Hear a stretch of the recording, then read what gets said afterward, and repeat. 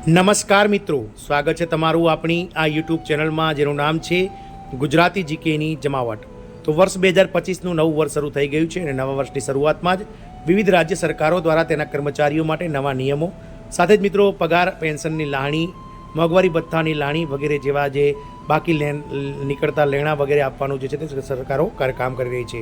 આ તમામ અટકળો વચ્ચે મિત્રો રાજ્ય સરકારની મોટી તૈયારીઓ થઈ રહી છે અને આગામી 1 ફેબ્રુઆરી 2025થી રાજ્ય સરકાર દ્વારા લાગુ થવામાં આવી રહ્યા છે નવા નિયમો। તો જાણો કર્મચારીઓને મિત્રો આ નિયમથી શું અસર થશે, શું મળશે લાભ અને કઈ રાજ્ય સરકાર દ્વારા 1 ફેબ્રુઆરીથી તેના રાજ્ય સરકારના લાખો કર્મચારીઓ માટે આ નવા નિયમો લાગુ કરવામાં આવી રહ્યા છે। તો આના વિશે આપણે વિડીયોમાં વિગતવાર માહિતી મેળવીએ। તો વિડીયોના અંત સુધી તમે બન્યા રહો અને જો ચેનલમાં તમે નવા હો તો અમારી ચેનલને લાઇક, શેર, સબસ્ક્રાઇબ કરી બાજુમાં રહેલું બેલ આઇકન દબાવી ઓલ નોટિફિકેશન ઓન કરો, જેથી કરીને ચેનલ પર મૂકવામાં આવતા વિવિધ ભરતીઓના નોટિફિકેશન, વિવિધ ભરતીઓના પરિણામ, જીકેના વિડીયો તેમજ સરકારી કર્મચારી પેન્શનર્સ યોજનાઓને લગતા પરિબળો તમને સરળતાથી ચેનલના માધ્યમથી ઉપલબ્ધ થઈ જાય। તો રાજ્ય સરકારની મોટી તૈયારીઓ ફેબ્રુઆરીથી લાગુ થવા જઈ રહ્યા છે। આ નિયમો કર્મચારીઓને આ રીતે મળશે લાભ। નવા નિયમ હેઠળ રાજ્યના કર્મચારીઓ આગામી મહિનાથી ઓફલાઈનને બદલે ઓનલાઈન રજા માટે અરજી કરી શકશે। આ નિયમો આગામી 1 ફેબ્રુઆરી 2025થી અમલમાં આવશે। તો રાજ્ય સરકારના લાખો કર્મચારીઓ માટે સરકાર દ્વારા જે છે તે ઓનલાઈન રજા માટેની અરજી કરવાનું જે પોર્ટલ છે તે મિત્રો અપડેટ કરી દેવામાં આવી છે અને નવા નિયમ હેઠળ રાજ્યના કર્મચારીઓ હવે ઓફલાઈનને બદલે ઓનલાઈન રજા માટે જે છે તે વિભાગના વડાને અરજી કરી શકશે। આ નિયમો આગામી 1 ફેબ્રુઆરી 2025થી રાજ્યમાં અમલમાં આવશે। તો વાત કરીએ કયા રાજ્ય સરકારની, તો રાજ્ય સરકારની મોટી તૈયારીઓ ફેબ્રુઆરીથી લાગુ થવા જઈ રહ્યા છે નિયમો।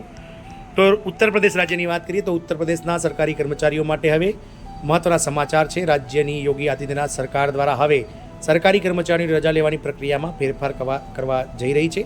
નવા નિયમો 1 ફેબ્રુઆરી 2025થી અમલમાં આવશે। હાલમાં ઉત્તર પ્રદેશ રાજ્ય સરકારમાં કુલ 16 લાખ કરતાં વધારે 15 લાખ કરતાં વધારે કર્મચારીઓ કાર્યરત છે અને આ કર્મચારીઓ માટે ઉત્તર પ્રદેશની યોગી આદિત્યનાથ સરકાર દ્વારા મહત્વનો નિર્ણય લેવામાં આવ્યો છે।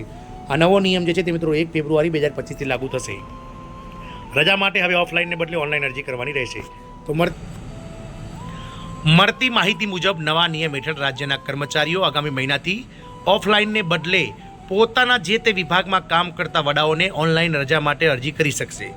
ઓનલાઈન પ્રક્રિયાનું પાલન ન કરનારા વિભાગો, અધિકારીઓ અને કર્મચારીઓ માટે સજાની જોગવાઈ પણ હશે।